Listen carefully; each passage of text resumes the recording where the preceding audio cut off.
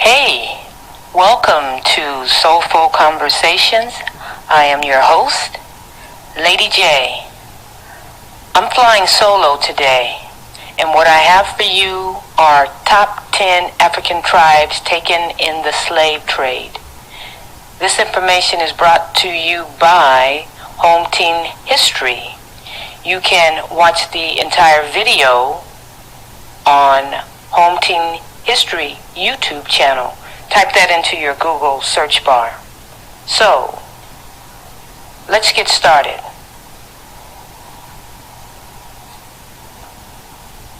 It's nearly impossible to make an accurate list of the most prominent ethnic groups taken in the Atlantic slave trade. The one thing we can measure for the most part are the general regions enslaved Africans were taken from, and even the cultural and linguistic dominance of these groups upon arrival.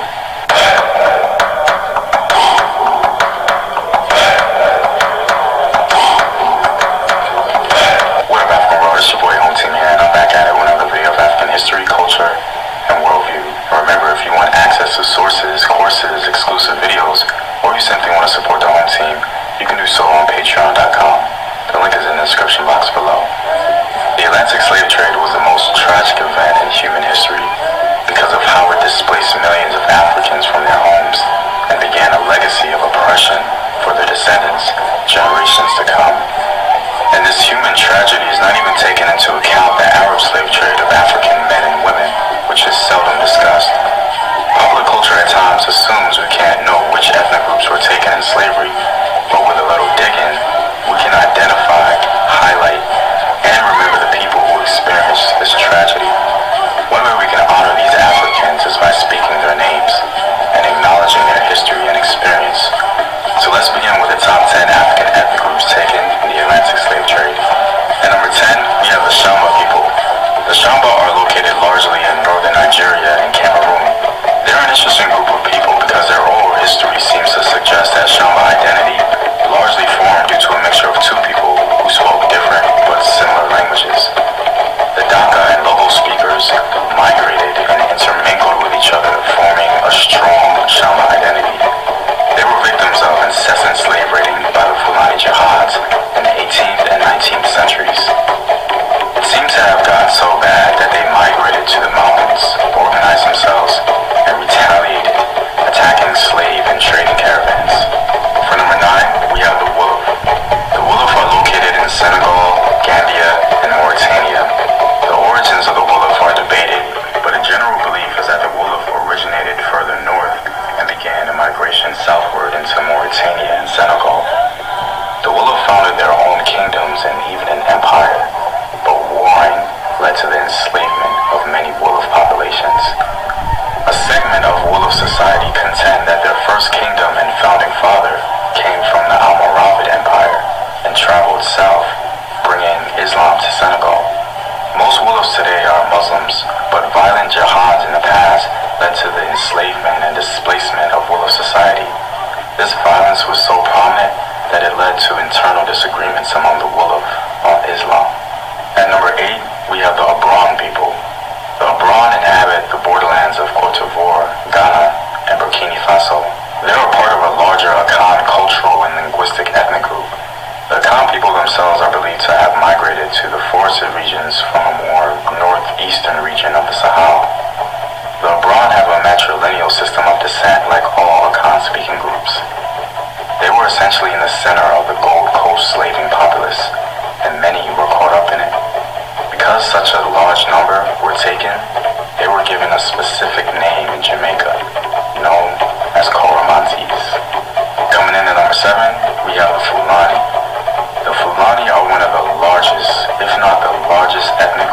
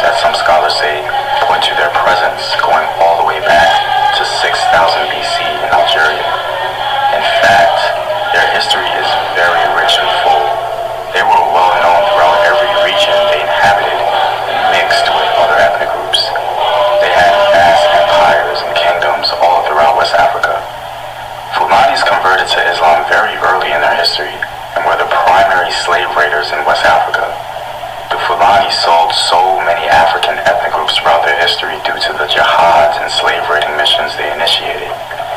Ironically, even though they were one of the primary slave raiders, they themselves were constantly enslaved.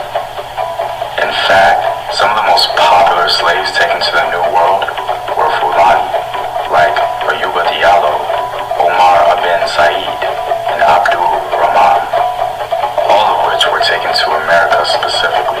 Because they're one of the biggest, if not the biggest ethnic group in West Africa, it only makes sense that they got caught up in all the Atlantic slave trade mess. In fact, I myself am a product of this, as my maternal ancestry, according to DNA analysis, is Fulani. For number 6, we have the Mande. Now, some of you may think it isn't fair to pick the Mande because the Mande are a collection of ethnic groups all over West Africa that speak the Mande languages. But it's nearly impossible to pick one Mande-speaking group out of all of them because there's so many, and they're dispersed throughout so many countries in West Africa. The most dominant Mande group probably has to go to the Malinke, also known as a Mandinka. I guess we'll focus on them because the Mandinka built the greatest and one of the largest empires in West Africa. They influenced other ethnic groups culturally and linguistically, and they raided the coastline of West Africa, intermixing with coastline people. Even some Fulani themselves have Mandinka ancestry. The Mandinka were so prominent and popular that the term Mandingo, which is an English corruption of the word, became a popular reference for a strong black man with many attributes. The origins of the Mande are said to be in the Sahara, further north. Archaeological evidence suggests that the Mande groups were the first producers of stone settlement civilizations in West Africa, where they built elaborate fortified structures in Mauritania. Mande culture was the most dominant in West Africa from around 1100 BC all the way to 1600. The Mandinka raided the coastline of West Africa, creating many hybrid kingdoms, all of which got caught up in the Atlantic slave trade. Coming in at number 5, we have the Fon people. The Fon people are the largest ethnic group in Benin, found particularly in its southern region. They are also found in southwest Nigeria and Togo. The Fon people historically were a sort of hybrid ethnic group. Oral history of the Fon people speak on the intermarrying between the Aja and the Europa, creating a new ethnic group called the Fon. The Fon people created a very popular kingdom in the 17th century called Dahomey, as they were well known for their female warriors, later called the Dahomey Amazons. In fact, Black Panther's Dora Milaje were inspired by the Fon female warriors.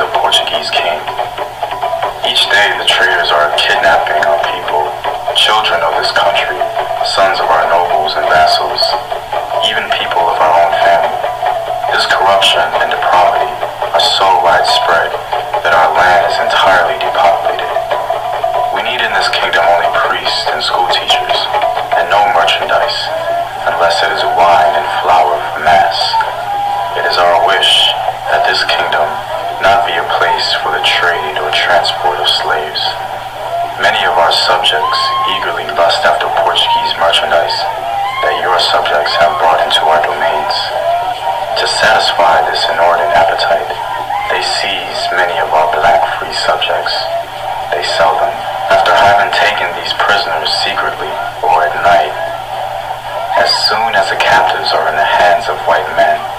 They are branded with a red-hot iron. In fact, the grandson of the king of Congo was taken into slavery. His name was Ganga Zumba, which translates into Great Lord. His mother, the Princess of Congo, led a battalion in the Battle of Mbwila, but the Portuguese aligned with the African enemies of Congo, which included the notorious Mangala, who were pretty much the Zulu of the region, and other African forces joined the fighting, numbering in the thousands. Due to the defeat at Mbwila, her son was taken to Brazil as a slave. But Ganga, knowing who he was, refused to be a slave. He became the first leader of a massive runaway slave settlement in Brazil. Some even referenced it as a kingdom because it had a palace, guards, and ministers. Brazil, like much of South America, became a port of entry for many Congo people and was one of the main entry ports for most enslaved Africans in general. Many people don't know that most enslaved Africans went to South America and not the North. Breaking our top three, we have the Igbo. The Igbo are an ethnic group native to present-day South Central and Southeastern Nigeria. The Igbo are one of the largest ethnic groups in Africa. Even though the origins of the Igbo are debated, they have a strong presence in Nigeria for thousands of years. The Igbo got caught up in the Atlantic slave trade due to the Aro Confederacy. The Aro people had migrated to the region of Igbo land as a result of the demand for slaves and palm oil. The Aro Confederacy captured and enslaved Igbos and sold them to Europeans. Many of the slaves taken from the Bight of Biafra would have been Igbo. The slaves taken from the Bight of Biafra accounted for about 13% of all the slaves taken to the Americas. Coming in at number two, we have the Yoruba. The Yoruba are an ethnic group of southwestern and north-central Nigeria, as well as southern and central Benin. The Yoruba, like the Fulani, are actually one of the largest ethnic groups in Africa. In North America, they might even be one of the most recognizable group of Africans, the face of an African immigrant, if you will. The Yoruba were the dominant cultural force in southern Nigeria as far back as the 11th century. The origin of the Yoruba can be placed before the Oyo Empire around Ele-Ife. The Oyo Empire was active in the Atlantic slave trade as Yorubas became victims and victimizers in the process of enslavement. The Yoruba were dispersed en masse to multiple locations in North and South America, with enslaved populations going to Cuba, Dominican Republic, Venezuela, St. Lucia, Jamaica, Brazil, Grenada, Trinidad and Tobago, and many others. The Yoruba seemed to impact the culture wherever they landed.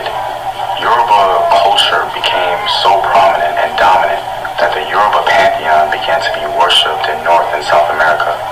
The Orishas today are still worshipped and celebrated. And coming in at number one, we have the Mbundu. The Mbundu people are primarily centered in Angola today. There are multiple stories surrounding the origins of the Mbundu, but the most complete one seems to point to the fact that they descend from a people group that had multiple chiefdoms around the Zambezi River.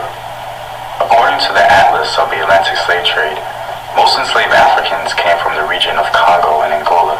These Africans were largely taken to Brazil, especially from Angola. The Mbundu had many kingdoms that were vassal states to the larger Congo Empire.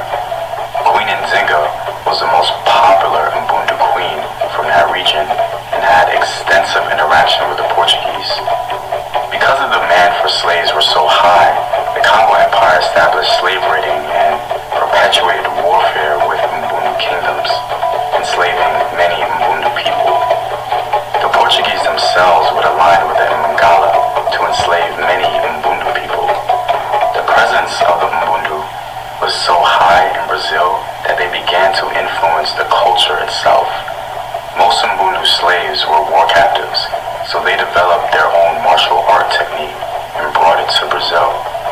This Mbundu martial art was called Ngolo, and in Brazil it later became known as Capoeira. Capoeira is one of Brazil's biggest cultural indicators and a symbol of strong Mbundu presence in Brazil. Evidence of the mass amounts of Mbundu people taken in the slave trade is my own paternal ancestry, according to DNA analysis, which is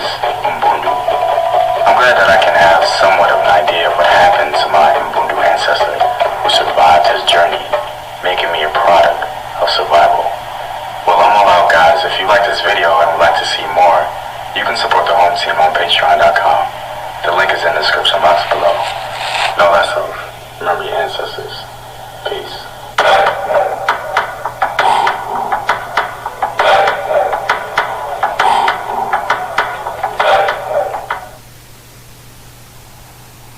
Hey, hope you enjoyed that. I'm back. You can learn more about our African ancestors, and learn more about the topic top 10 African tribes taken in the slave trade. Check out Home Team History YouTube channel. Type that into your Google search bar where you can see the actual video. It's great. I enjoyed it. Hope you did too. This is Lady J, y'all. Thanks for tuning in. Ciao.